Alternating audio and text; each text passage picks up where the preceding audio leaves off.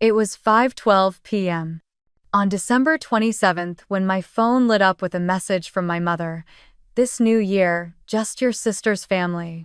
8 casual words, yet they landed with the same familiar sting I'd felt my entire life. I stared at them for a moment, the reflection of falling snow flickering across the glass window. Then I typed a single word: perfect. No anger, no pleading, just calm. Because this time, I wasn't the one left without a seat. What they didn't know was that I owned a $7 million penthouse overlooking Times Square, a secret I had kept quietly to myself for years. The place had a wraparound balcony that caught every light in Manhattan, a view where the world gathered each year to count down beneath the glittering ball. This new year, I wasn't going to wait for an invitation. I was going to open my doors to everyone who'd ever been pushed aside, to create a night where no one stood in the cold watching someone else's celebration. Have you ever been left out by your own family, told there wasn't room for you at the table? Tell me where you're listening from so I know I'm not alone in this. I grew up in a small town in Indiana, where winters were long, silent, and heavy with the smell of pine and smoke. Back then, the holidays weren't about joy, they were about reminders. Reminders of who mattered and who didn't. Every Christmas morning, Chloe's gifts spilled out from under the tree like a golden flood: bracelets, new clothes, gadgets she'd lose within weeks. Mine were smaller, simpler, sometimes forgotten entirely, but it was New Year's that always hurt the most. While my parents bundled Chloe in scarves and took her downtown to watch the countdown, I sat cross-legged on the couch, watching the same fireworks through the reflection of our old television screen. I remember pressing my fingers to the cold glass as the crowd on TV screamed, 3, 2, 1, and thinking that the confetti looked like stars I could never touch. When I was 14, it happened again, but worse. Mom and Dad had promised we'd all go together that year. I spent the whole day helping decorate the house, setting out snacks, even curling my hair, hoping they'd finally see me as part of the picture. But just before sunset, Mom came downstairs with Chloe already dressed in her sparkly silver coat and said, "Sweetheart, can you stay home tonight? Someone needs to watch the house." Her voice was sweet but final, as if kindness could hide the dismissal beneath it. I watched the front door close, heard the car start, and then silence. Midnight came, and the living room lights were off except for the flicker of the TV showing the New York countdown. I stood by the window, staring at the dark street, and whispered the numbers with them: 10, 9, 8, hearing only my own echo. That night, I learned what it meant to be the one left behind. There was no seat for me on that sidewalk downtown, no hand to hold as the sky burst into light. I had no place on their balcony, just like I had no place at their table. The favoritism wasn't always loud. Sometimes it was quiet, like the way Mom's tone changed when she spoke to Chloe. With her, it was admiration wrapped in laughter. "You're such a star, darling." With me, it was instructions. "Be careful, don't overdo it, don't stay up too late." When I won first place at the regional science fair for designing a model of a self-sustaining greenhouse, she barely looked up from the stove. "That's nice," she said softly, "but promise me you'll sleep earlier." That same week, Chloe joined the cheer squad, and suddenly the entire family was at the football field, waving banners with her name. My project sat in the garage, gathering dust beside the boxes of unused Christmas ornaments. Dad was no different. To him, Chloe was the extension of everything he wanted to show off: graceful, social, easy to love. I was the practical one, the one who fixed the broken toaster, who stayed up late trying to figure out why the radio kept losing signal. He'd pat my head sometimes, distractedly, like someone remembering to feed the cat. When relatives visited, introductions were always the same. "This is Chloe, she's our star, and that's Isabelle, her sister." I began to hate those words more than anything. Her sister. As if I existed only as a reference point for her shine. There was one particular winter I'll never forget. The snow was so thick that it muted every sound. I had spent the day outside shoveling the driveway, frost biting at my fingers, while Chloe stayed inside practicing her speech for the winter talent show. When I came in, cheeks red, hands numb, I heard Mom laughing in the kitchen with her, helping her rehearse lines, decorating cupcakes for her classmates. I stood at the doorway for a moment, waiting for someone to notice me. No one did. I finally said, "I fixed the heater, it's working now." Mom looked over briefly and said, "Good job, honey," before turning back to Chloe. I walked to my room, closed the door, and realized something that would stay with me for years. Attention isn't given to the one who helps. It's given to the one who shines where others can see. After that, I stopped trying to be visible. I spent more time in the garage, surrounded by the smell of metal and old oil, teaching myself how to rewire broken things. Machines made sense, people didn't. Circuits obeyed logic, families didn't. I could make a dead radio sing again, but I could never make my parents hear me. When Chloe got her first camera, everyone gathered to take photos. When I fixed the broken one from last year, no one even noticed. And each time I was left out of a trip or forgotten in a family story, I learned to shrink a little smaller, speak a little less, take up a little less space. I used to think that if I worked hard enough, I could earn my way to belonging. But no matter what I did, Chloe's shadow stretched further. She was the one who got the center seat at dinner, who sat beside Dad at church, who got extra time in the car while Mom fussed over her makeup. I got the end seat, the back pew, the quiet reminder to let your sister go first. Even during holidays, when the world was supposed to pause for love, I felt like the pause never included me. There was a time I overheard Mom talking to a neighbor. "Chloe's got such potential," she said proudly. "And Isabelle, well, she's independent. She doesn't need much attention." I wanted to scream that independence wasn't a choice, it was survival. Being unseen had become my armor, my defense against the sting of being forgotten. Because when you stop expecting warmth, the cold hurts less. By the time I turned 16, I had perfected the art of disappearing. I smiled at family dinners, nodded through conversations about Chloe's grades or her latest boyfriend, and slipped away as soon as the dishes were cleared. When they planned trips, I offered to stay home and water the plants. When they praised Chloe's beauty, I made myself useful instead, fixing, cleaning, managing the background so their picture would look perfect. I thought if I became indispensable, maybe that would make me matter. But all it did was cement my role as invisible support, someone whose worth was measured only in silence.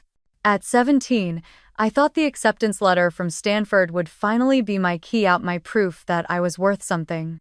I remember running into the kitchen, the envelope trembling in my hands, the red Stanford seal shining like a medal. My mother was slicing apples, Chloe scrolling through her phone at the counter. "I got in," I said, my voice almost cracking. For a second, there was silence. Then Mom smiled faintly. "Stanford? That's so far away, Isabelle. Are you sure? Chloe will be close to home next year. It'll be easier for all of us. Easier for all of us." That was her way of saying inconvenient for them. My father looked up from the newspaper, adjusted his glasses, and muttered, "California? That's expensive. What's wrong with staying closer to family?" I told them I'd received a full scholarship. It didn't matter. What they heard was distance. What I heard was permission to leave. When I arrived in California that fall, the air felt different, lighter, saltier, filled with a freedom I'd never tasted before. Yet, beneath the excitement was an emptiness that clung like shadow. I had no family car to drop me off, no photos taken at the dorm gates. Chloe's move to a local college had been a family event, complete with dinner and balloons. Mine was a quiet bus ride, a single suitcase, and a phone that stayed silent all night. Stanford was beautiful, but beauty doesn't feed you. The scholarship covered tuition, not life. I worked evenings at a bookstore and weekends as a lab assistant, juggling classes and bills, sometimes sleeping on a borrowed sofa in a shared apartment. There were nights I couldn't afford heat, so I'd pull my coat tighter and study by the blue glow of my laptop. I remember one New Year's Eve, my second winter there, when everyone went home or to parties. I stayed in my dorm alone, eating dry ramen straight from the packet while watching the fireworks outside the window. The countdown echoed faintly from someone's phone down the hall. I whispered along with them, 10, 9, 8, feeling both proud and hollow at once. Yet, somewhere in those long nights, something inside me began to shift. I started tinkering with ideas for my computer science class, building small programs to track inventory for the bookstore where I worked, then expanding them into models that could optimize delivery routes. I was fascinated by how one line of code could change how things moved, how a system could become more efficient, more fair, more connected. Logistics felt like poetry written in logic. For the first time, I found something that responded when I tried. Unlike people, code rewarded effort. If I gave it my all, it worked. The deeper I went, the more obsessed I became. I spent nights in the computer lab while others slept, lit only by the hum of monitors and the tapping of keys. There was a strange peace in that rhythm, the machine and me, speaking a language no one else cared to learn. Outside, couples walked under Christmas lights, their laughter echoing in the courtyard. I stayed at my desk, lines of text blurring into the soft flicker of the screen. Every click, every successful run of code, was a small rebellion against the silence I grew up in. There were times I wondered if my parents ever thought of me. On holidays, I'd send short messages, "Happy New Year. Hope you're well," and sometimes they'd reply days later with a generic thanks, "Love you." Chloe would post photos of family dinners, everyone smiling around a table I used to sit at. I learned to stop checking. The truth was, even far away, I still lived in the same pattern, on the edge of their celebration, watching from behind the glass. During my junior year, I landed an internship with a small logistics company in San Jose. It was chaotic, underfunded, understaffed, but brimming with potential. I saw problems everywhere. Shipments delayed, data lost, hospitals running short of supplies because systems couldn't talk to each other. I started sketching out algorithms to connect them to make sense of the chaos. My supervisor laughed at first, said I was ambitious. But a month later, when one of my prototypes saved the company thousands of dollars, they stopped laughing. I knew then that this was what I wanted to do, build systems that moved things where they were needed most. Maybe because deep down, I knew what it felt like to be misplaced, to wait for someone to notice you, to never arrive where you were supposed to belong. The years blurred together in code and exhaustion. I missed birthdays, skipped parties, forgot what it felt like to relax.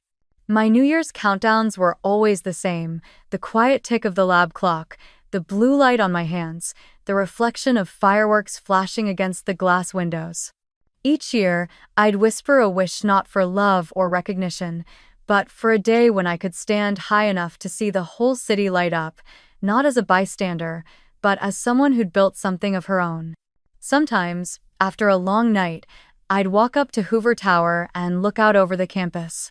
The city glittered far in the distance, and I'd imagine what it would be like to have a place there somewhere with windows big enough to see the sky from every side, somewhere I could finally say, "This view is mine."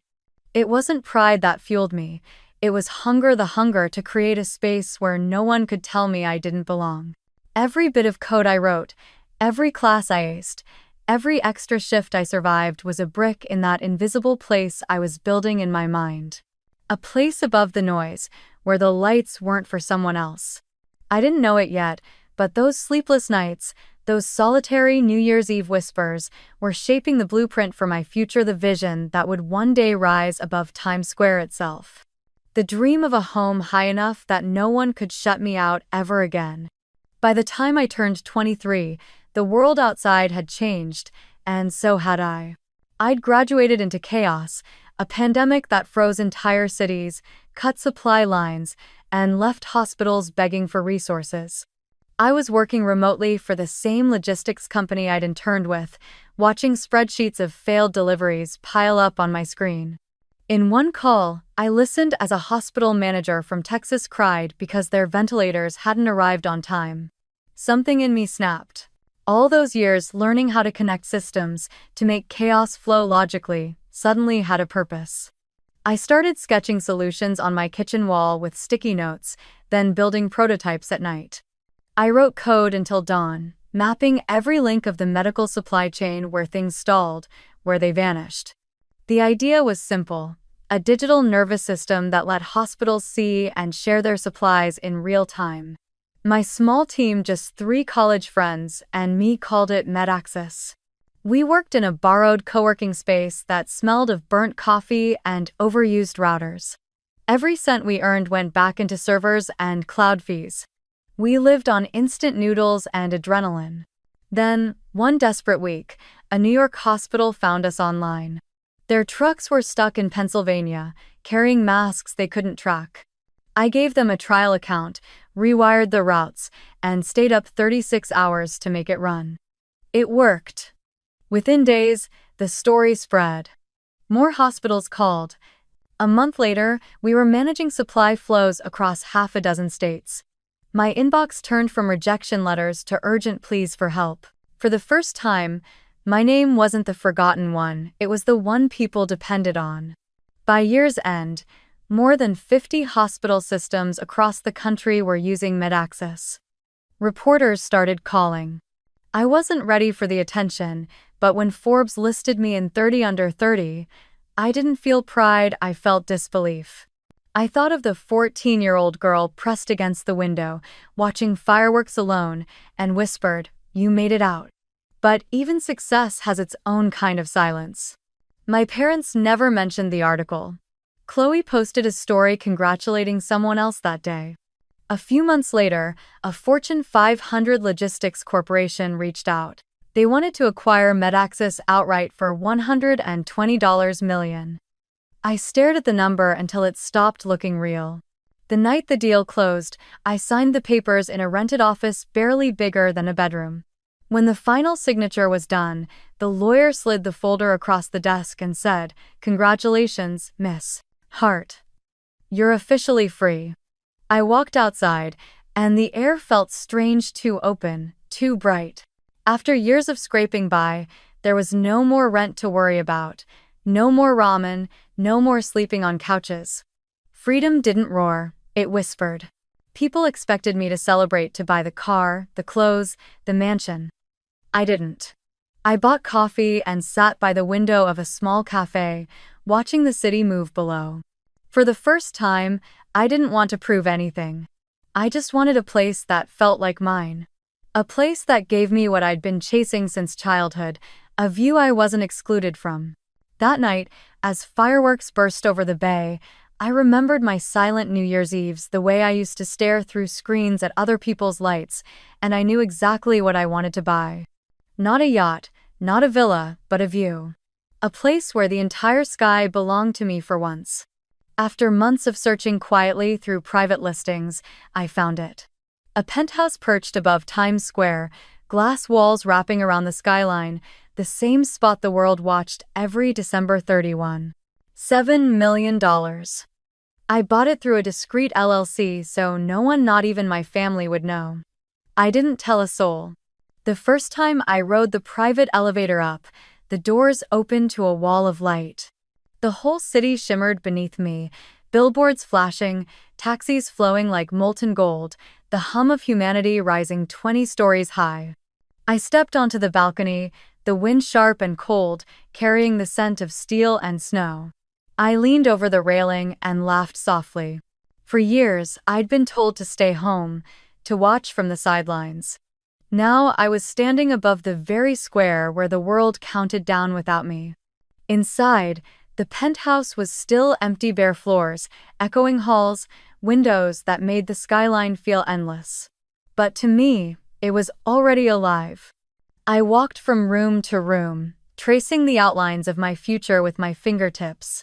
When the realtor handed me the keys, a thin silver ring heavy in my palm, I whispered to no one in particular, "I finally have my own balcony."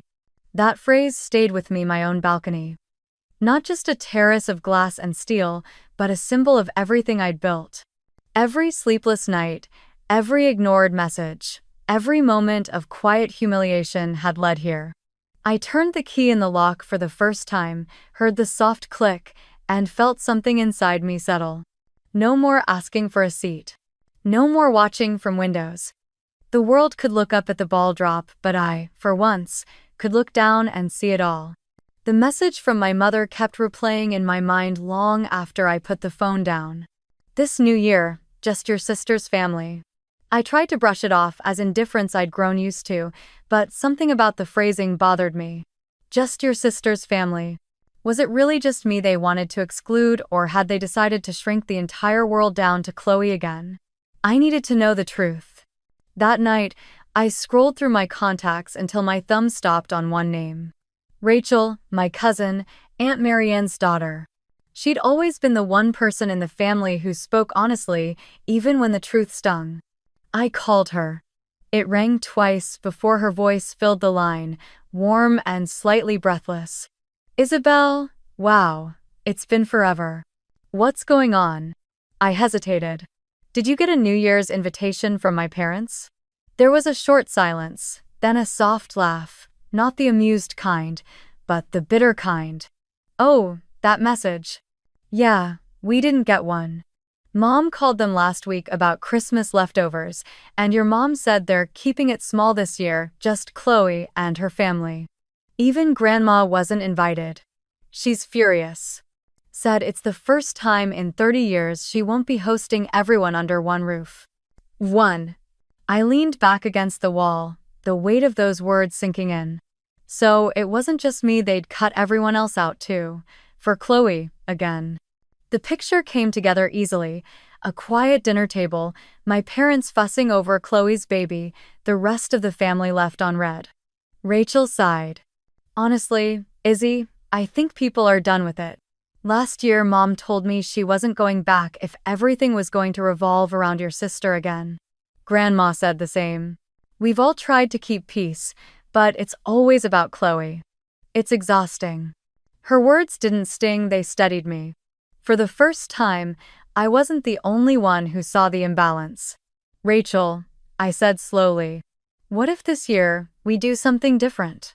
There was a pause on the line. Different how? I looked toward the window, the lights of the city flickering like distant sparks below my penthouse. I have a place here in New York, big enough for everyone. What if we celebrated together? No comparisons, no favorites, just family. Rachel's voice brightened instantly.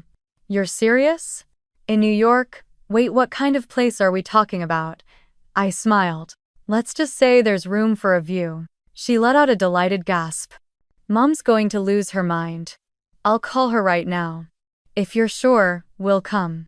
After we hung up, I sat for a while, listening to the faint hum of the city through the glass. Then I opened my contact list again. Eli, my cousin in Chicago, picked up on the second ring. Izzy, long time. You okay?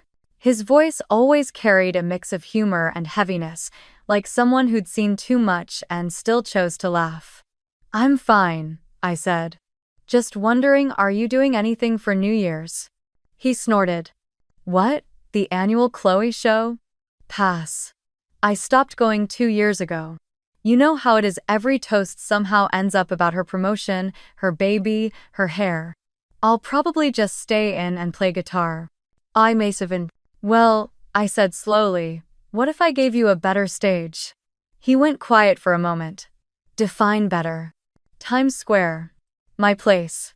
I'm hosting the family this year, everyone who's tired of being an audience. There was a beat of silence, then a low whistle. A family New Year's Eve in New York? Without your parents running it? He laughed. Count me in. I'll bring the guitar and maybe a few songs Chloe's never heard of. Next, I called Aunt Marianne. She answered on speaker, the sound of running water in the background. Isabelle, dear, how are you? I told her about the plan, how I wanted to host something new, something free of all the old favoritism. She stopped what she was doing halfway through my sentence. You mean it? You're inviting all of us? Yes. Everyone who wants to come. There was a soft crack in her voice when she said, You have no idea how long I've waited for someone in this family to do that. To make space for all of us again. By the time I hung up, something inside me felt lighter, like a window had opened after years of stale air. I made 2 more calls Uncle Ray, who lived upstate and had grown quiet over the years, and finally Grandma. When she picked up, her tone was sharp but weary. Isabelle, I was just telling your aunt how your mother's lost her mind. A New Year's without the family, what nonsense. I smiled into the receiver. Then come to mine, Grandma, New York. I'll take care of everything. There was a pause. I could hear her breathing, could almost picture her clutching the phone in that floral kitchen of hers. Your place. Oh, sweetheart, are you sure? That's a lot to handle. I'm sure, I said softly. It's time we had a new kind of New Year's, one where everyone's welcome. Her voice softened, trembling around the edges. Then tell me when to pack. By midnight, my phone was buzzing nonstop. Messages from cousins I hadn't spoken to in years. Aunts sending heart emojis. Eli confirming his flight. Rachel texting, Grandma's crying happy tears. You did this, Izzy. I set the phone down on the marble counter, walked to the balcony, and stepped into the winter air. Below me, Times Square pulsed with color, alive even before the new year began. For a long time, I just stood there, the cold wind brushing against my hair, the city glittering like a sea of stars. I thought about every year I'd been left out, about watching from behind glass while my family toasted without me. Now, I had glass walls too, but they were mine. I whispered into the night. If they won't open the door, I will. The words vanished into the wind, carried above the rooftops. Behind me, the empty penthouse echoed with possibility. Soon it wouldn't be empty. Soon there would be laughter, music, warmth, and a table where everyone had a place. And for the first time in my life, I realized I wasn't waiting for a family to invite me in anymore. I was building one of my own. The next few days unfolded like a quiet storm. Once everyone had confirmed, I turned my penthouse into a command center. Lists multiplied across the marble countertop: guest names, arrival times, dietary notes, airport pickups. I called the building's concierge and explained I'd be hosting family for New Year's Eve. He sounded mildly alarmed until I told him I would handle security personally. The plan was simple but airtight. Guests would arrive through the private elevator, 1 floor below the rooftop level. The concierge would check names, security would issue color-coded wristbands, and no one else would be allowed beyond that point. I didn't want any chaos, no strangers wandering in from the street. This wasn't a nightclub, it was family. Next came food. I didn't want catered trays or lukewarm buffets. I wanted a dinner that felt alive, personal, something that said effort and warmth instead of extravagance. Through a friend from my Stanford days, I found Chef Marco, a Brooklyn-based chef known for his Italian-American fusion: simple, honest food with flair. When he arrived to inspect the kitchen, he ran his hand over the granite counters and whistled. "You've got a better setup than most restaurants," he said, grinning. Together, we planned the menu. Herb-crusted beef tenderloin, pan-seared sea bass, truffle mac and cheese for the kids, roasted vegetables with balsamic glaze, and a dessert table with mini cannoli, tiramisu cups, and fresh berry pavlova. For the older relatives who didn't drink, we designed special mocktails: pomegranate spritzers with rosemary and honey. "We'll start prep early morning," Marco said. "By 7, this place will smell like heaven." Music was next. I hired a duet violin and guitar pair from a small jazz bar in Soho. They were young, talented, and didn't mind taking requests. I told them I didn't want anything loud, just warmth. "Think of it like conversation through melody," I said. They smiled, nodding. For backup, I created a New York jazz playlist, full of soft brass and the kind of rhythm that feels like a heartbeat behind the city lights. No pop songs, no artificial cheer. Just the hum of something real. The decorations came together in layers. I kept it simple: gold lights draped around the tall glass windows, white hydrangeas and lilies in clear vases, and a massive digital countdown clock mounted on the far wall, glowing soft amber. On the main table, I placed cinnamon-scented candles and crisp linen runners. No tinsel, no chaos, just elegance and warmth. In one corner, near the balcony doors, I set up a confetti station with labeled containers of biodegradable flakes, silver, gold, and translucent white. Easy to clean, gentle on the city below. Safety on the balcony was non-negotiable. I installed clear windshields, arranged outdoor heaters, and draped thick wool blankets over the back of every chair. For the kids, I ordered noise-canceling headphones, the soft kind used at concerts, so they could watch the fireworks without the fear of the sound. I could already imagine their small faces pressed to the glass, wide-eyed at the explosion of color across the sky. When all logistics were done, I focused on the most important detail: the gifts. I wanted every person to feel remembered. For Grandma, I found a delicate box of imported herbal tea, her favorite blend of chamomile and citrus paired with a hand-woven scarf from a local artisan shop in Chelsea, the kind that would wrap around her like a hug. For Rachel's children, I ordered a Lego skyline of New York City, wrapped in blue paper and topped with a silver ribbon.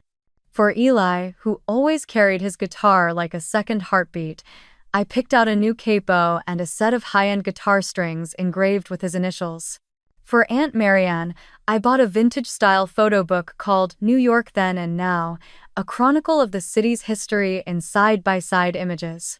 On the first page, I wrote in gold ink, "For the woman who never stopped holding the family together." There would be one long table in the dining room. No kids' table. No separations. I wanted everyone to sit together, shoulder to shoulder. The table itself stretched nearly the entire length of the glass wall, where the skyline unfolded like a living mural. I set 12 crystal glasses, each paired with a folded linen napkin and a card bearing their name in hand-drawn cursive. When I stepped back to look, the symmetry was perfect, not sterile, not formal, but intentional. I brought in a local florist to weave garlands of evergreen and white roses along the center. The scent filled the room, crisp and clean, like the first breath after snow.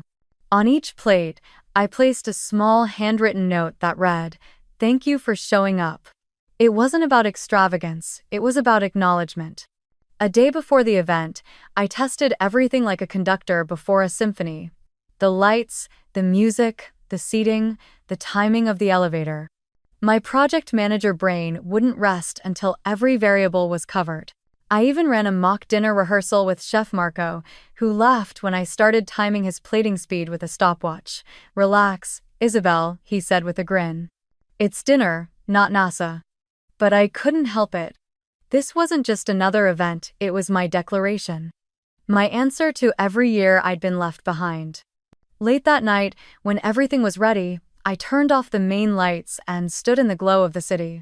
The penthouse was quiet, the air humming faintly from the heaters on the balcony. I looked at the reflection of the room in the glass, the table gleaming like a promise, the candles flickering, the empty chairs waiting. For a moment, I saw my younger self sitting in one of them, still waiting to be invited to the celebration. I whispered softly, "You made it. You have your own table now." Before going to bed, I set up a small camera gimbal near the balcony to record the night privately. Just for memories, nothing public, nothing shared. I told myself I'd keep the footage between family only. No live stream, no social media. This was ours alone. But as I looked down at Times Square from my balcony, watching the early crowds gather, I had no idea how one small decision, that quiet camera in the corner, would soon become the spark that made the whole world see what I had built.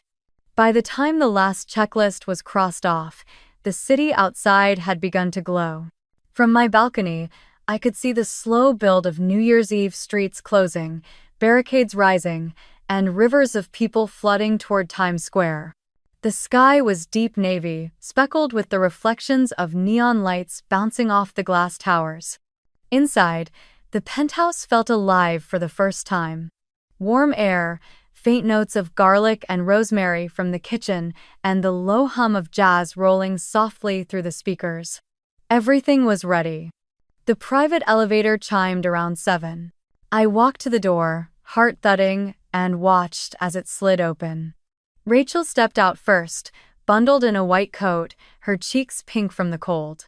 She took 2 steps into the foyer, looked up at the floor-to-ceiling windows, and froze. "Oh my God," she whispered, her eyes wide. The entire sweep of Times Square blazed before her like a living painting, billboards flashing, a sea of people, and the glimmering ball perched high above, waiting for midnight. She spun toward me, laughter breaking through her disbelief. You built an entire world up here and didn't tell anyone?" I laughed, wrapping my arms around her. Some surprises are better saved for the right night. Her 2 kids, bundled in red scarves, dashed forward, squealing the moment they caught sight of the view.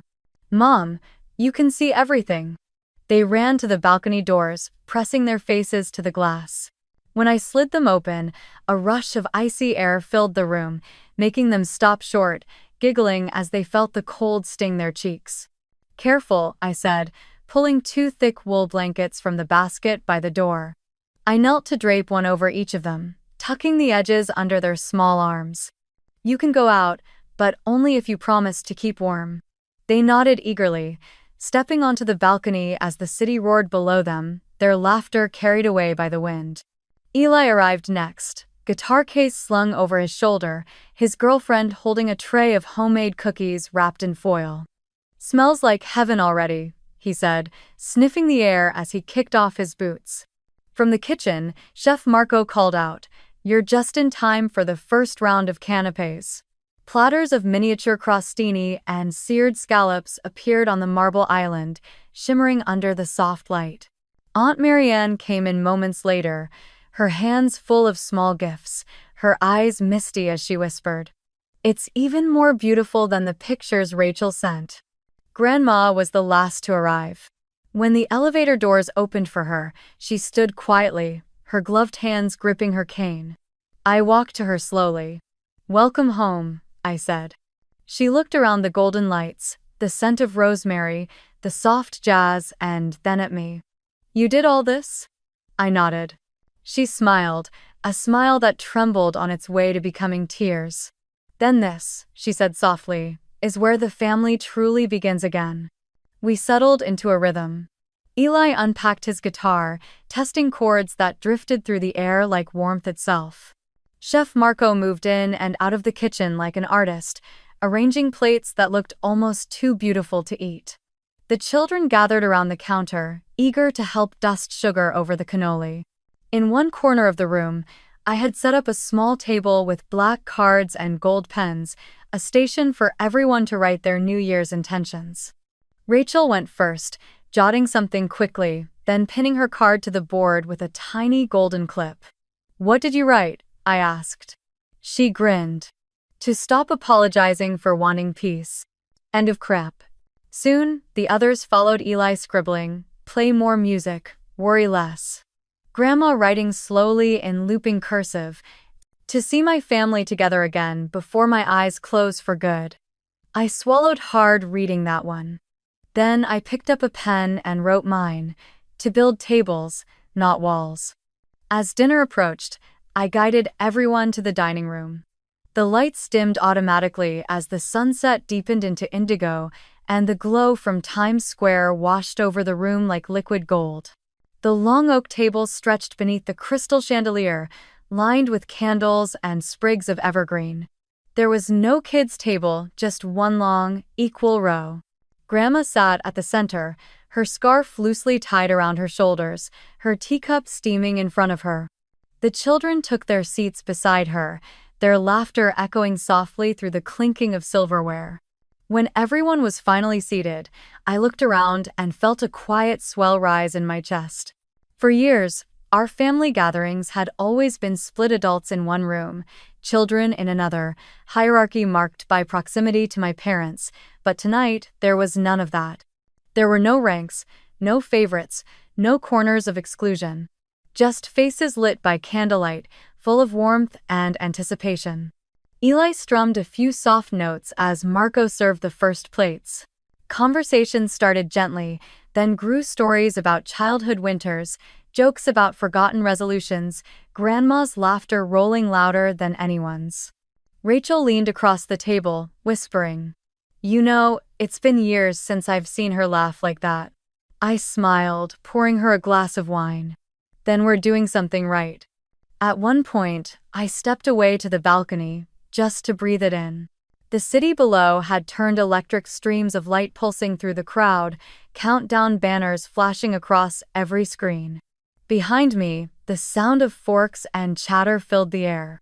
I glanced back through the glass and saw Grandma surrounded by everyone, Eli playing softly beside her, Rachel wiping powdered sugar off her son's chin, Aunt Marianne lifting her camera to capture the moment.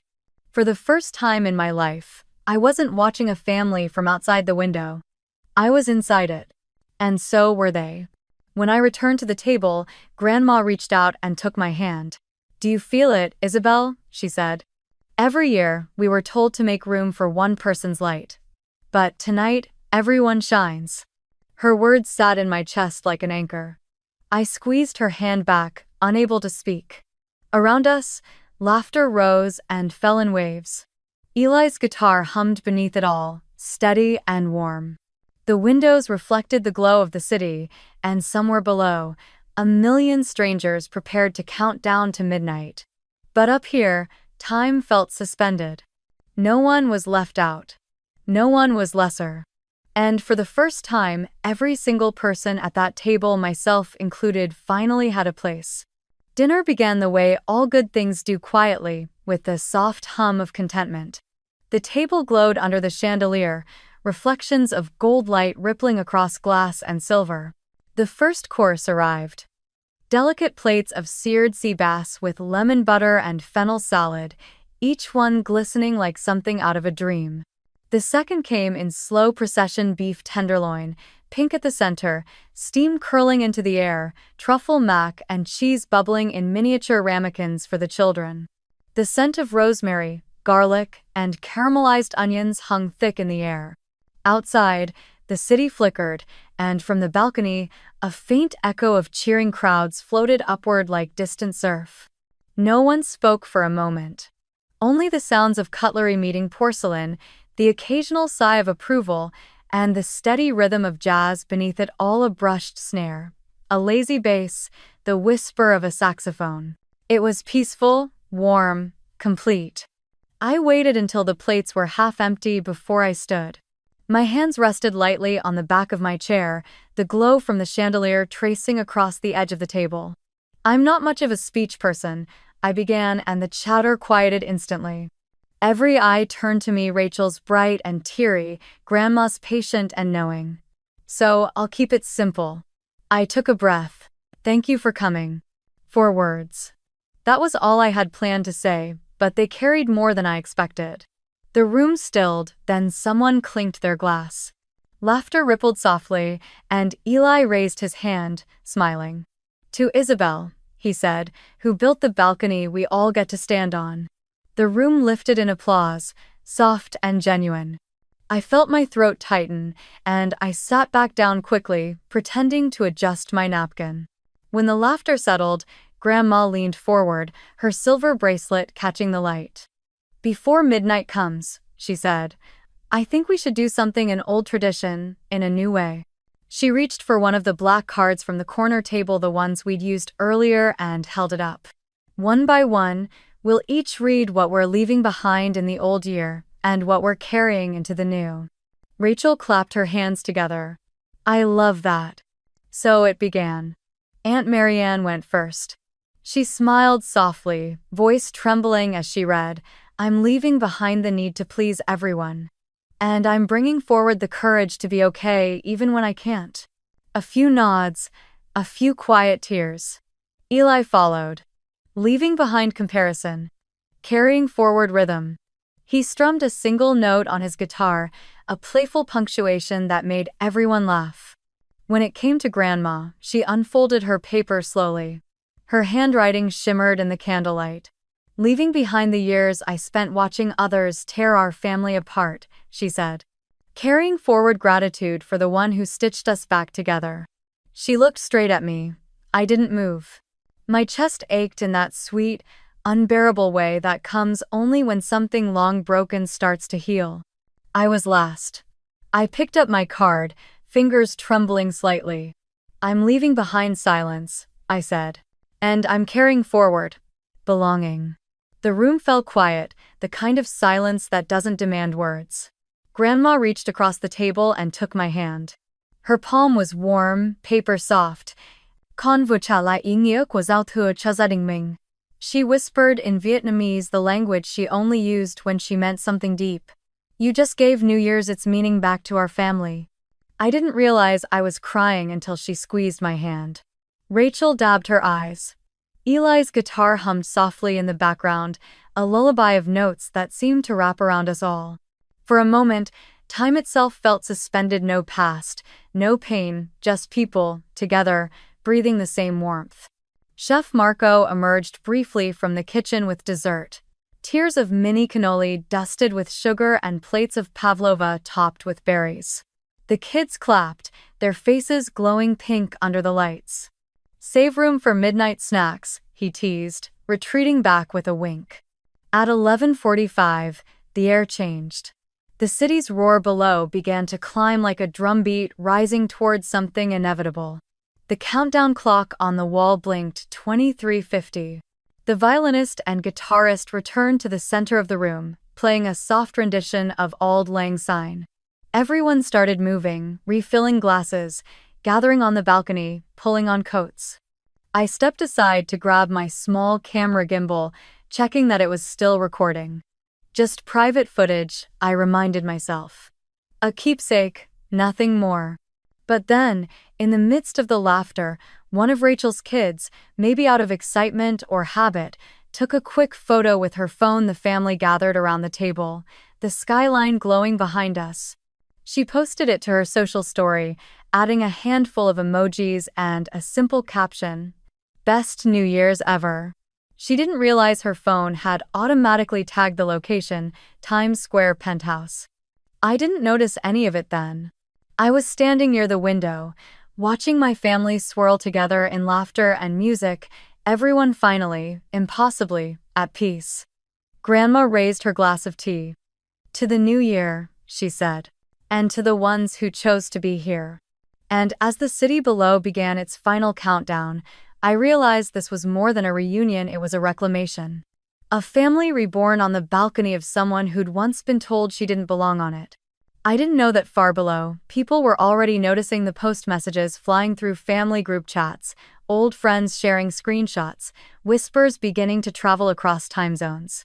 But up here, surrounded by the only people who mattered, all I knew was the feeling of home, real, fragile, earned. The night was just beginning to unfold, and for once, I wasn't watching it through glass. I was the one holding the light. At 11 hours 59 minutes and 50 seconds, the world seemed to hold its breath. From the balcony, Times Square looked like a living galaxy, millions of tiny lights pulsing in rhythm, a sea of faces all turned upward, waiting.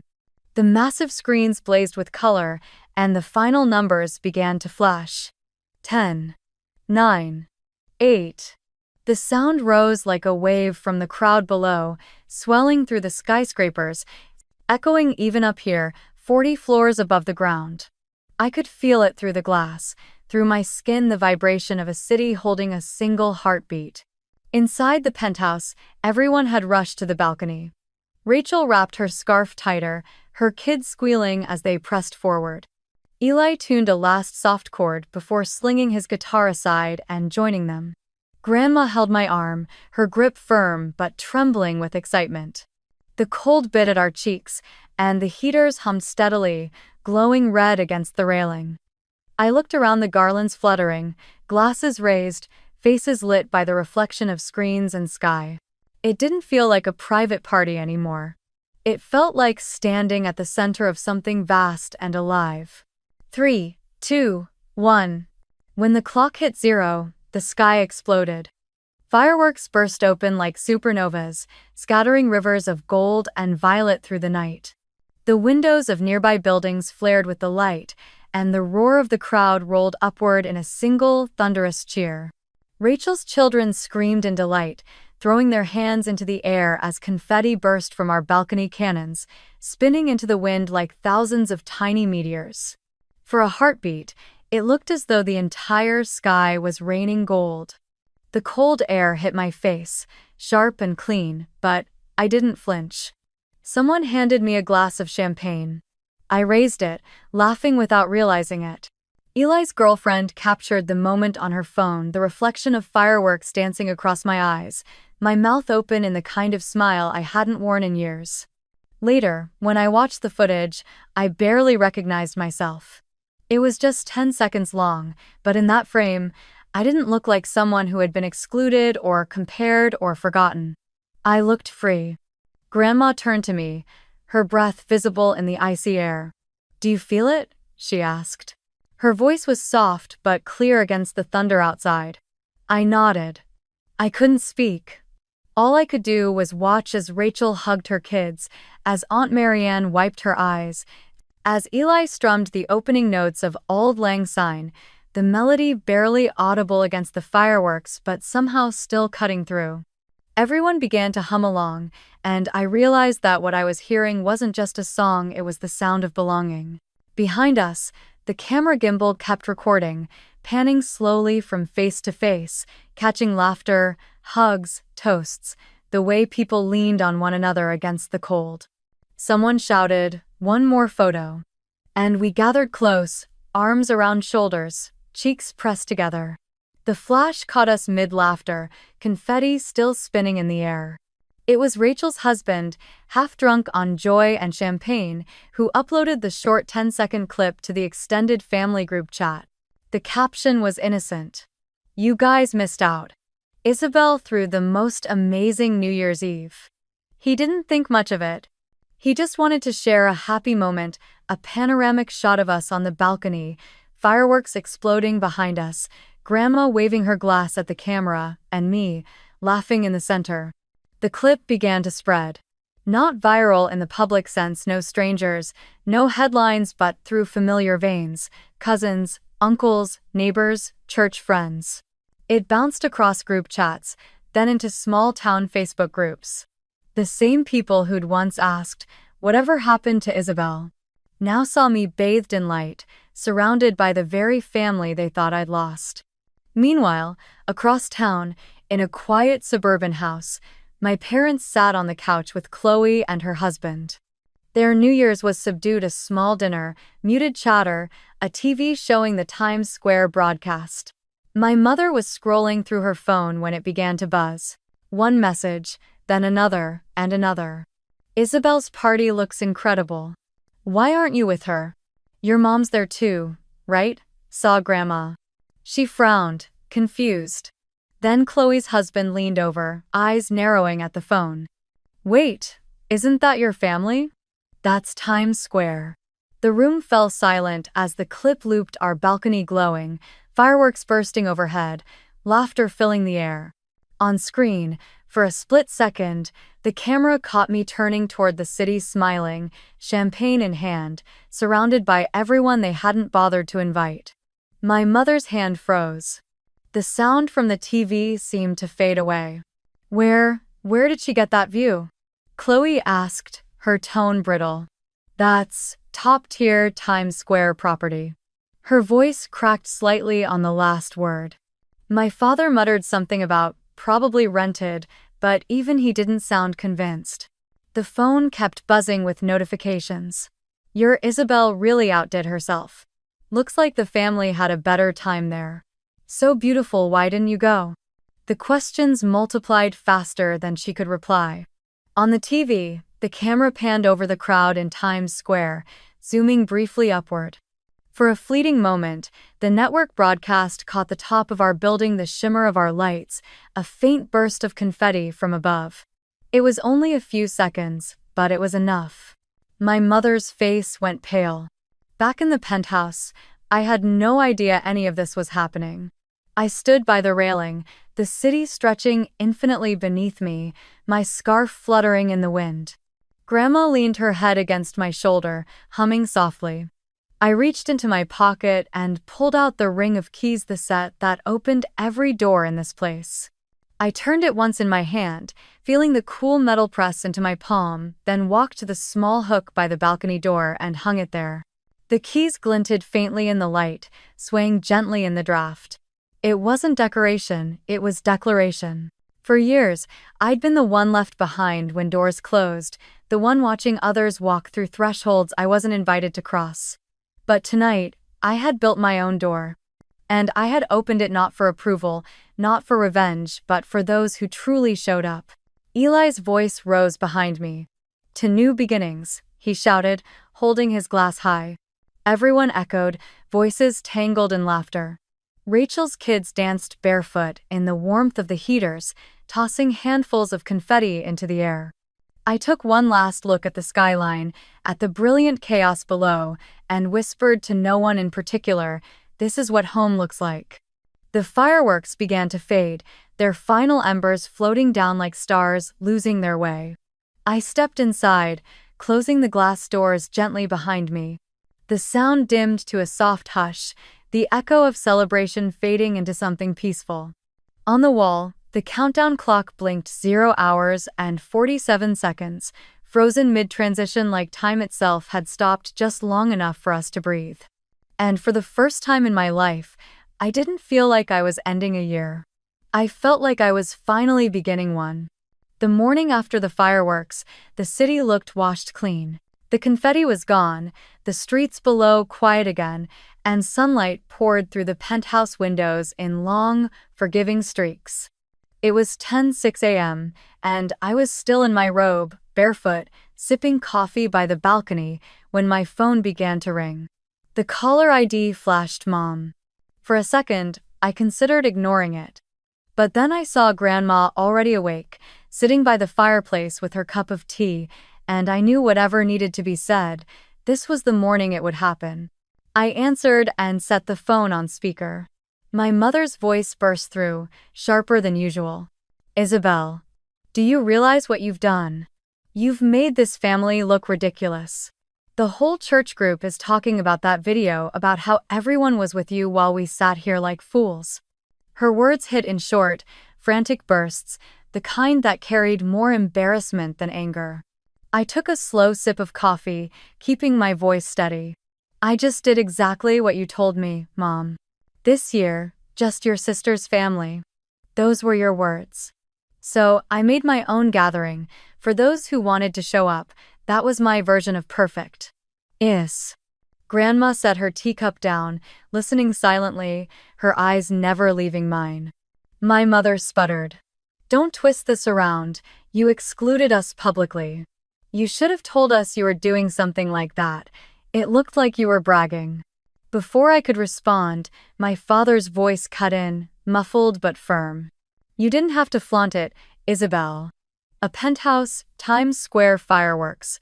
What were you trying to prove? You embarrassed your mother." I let the silence stretch long enough to hear their breathing on the line. Then I said quietly, "I didn't flaunt anything. I built something because for years, I was told there was no room for me. So I built a place where everyone who had been forgotten could have a seat." "Don't dramatize this," my father snapped. "You're twisting things." "Alder." And that was when Grandma's voice, steady and low, entered the room. "Robert. Judy. Enough." The air seemed to still around us. "You want to talk about embarrassment?" she said, her tone slicing through the noise. "You excluded me. Me. In 30 years of New Year's, I have never been left out until this one." There was silence on the other end. Grandma continued, her voice unwavering. "You told everyone just Chloe's family. You didn't just cut out Isabelle, you cut out the entire family. I got messages all morning from cousins, from Marianne, from Eli. Do you know what they said? They said it was the first New Year's that felt like home again. Isabelle didn't brag. She restored something you lost the moment you started choosing one child over everyone else." My mother's tone faltered. "Mother, that's not what happened." "Oh, it's exactly what happened," Grandma snapped, and I heard the tremor of years in her voice. You turned family gatherings into Chloe's stage, and the rest of us into her audience. And when Isabelle stopped waiting for applause and built her own table, you called it arrogance. No. What she did was healing. The phone line went utterly still. I could almost hear the static of guilt traveling through it. My father sighed, trying to recover. We were only trying to keep things simple. Chloe had plans. Simple? Grandma interrupted again, sharper this time. You've mistaken simplicity for selfishness. You've mistaken pride for love. Isabelle didn't humiliate you.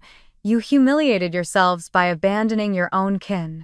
I leaned back, letting her words fill the room. There was a long pause, then a weak attempt from my mother.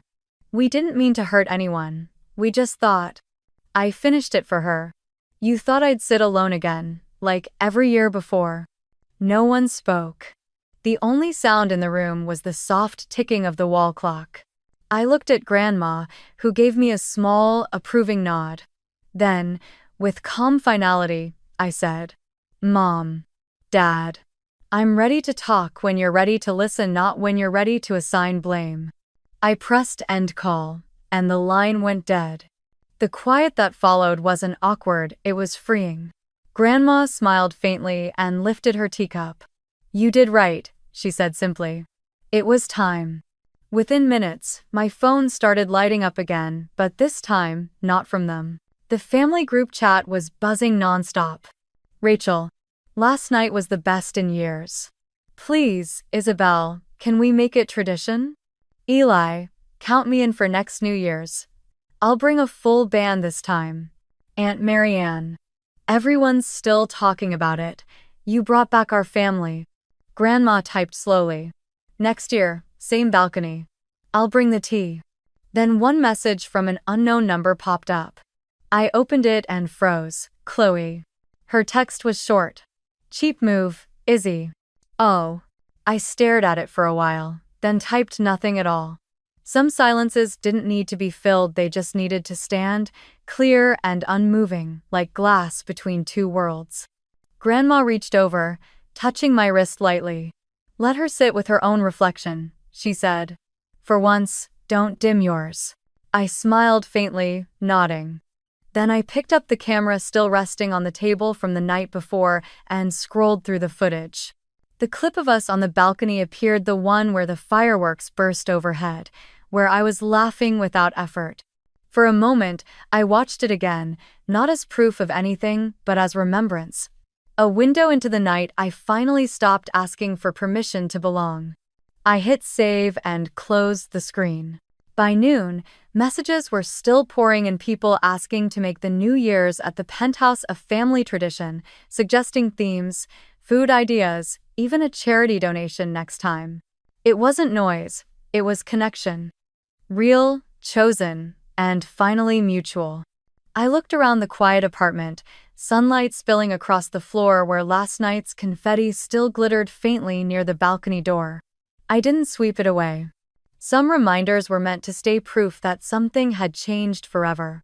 I turned to Grandma, who had returned to her tea. It's strange, I said softly. They called it a show, but all I did was open a door. She looked at me, smiling. Yes, she said. And for the first time, the right people walked through it. 3 days later, January 3rd, 7 p.m., the Penthouse felt different. The lights were soft and golden now, the kind that made shadows look kind instead of cold. The city below was quieter, stripped of fireworks and crowds, just the hum of traffic and winter wind brushing the glass. I had set a small table for 4, in the same dining room that only nights ago had been filled with laughter and music. This time there was no jazz, no clinking champagne flutes, only the faint hiss of the heater and the gentle swirl of red wine in 4 glasses. The air smelled of warm tomato soup and rosemary bread, simple, steady, and human. At exactly 7, the elevator chimed. I opened the door to find my parents standing there with Chloe just behind them. My father carried a bottle of wine, his hand stiff. My mother smiled the way people do when they're unsure of the rules. You have a beautiful home, she said softly, as if testing the sound of the words. Chloe's eyes moved around the space, lingering on the view, on the same balcony that had appeared in that 10-second clip. It's higher than I imagined, she murmured. Come in, I said simply. Dinner's ready. Saturday. The first few minutes passed with the small talk of strangers trying to act like family, weather, traffic, the restaurant they'd tried last week. I poured wine, placed soup bowls in front of them, and took my own seat. The air was so quiet I could hear the faint crackle of the fireplace from the living room.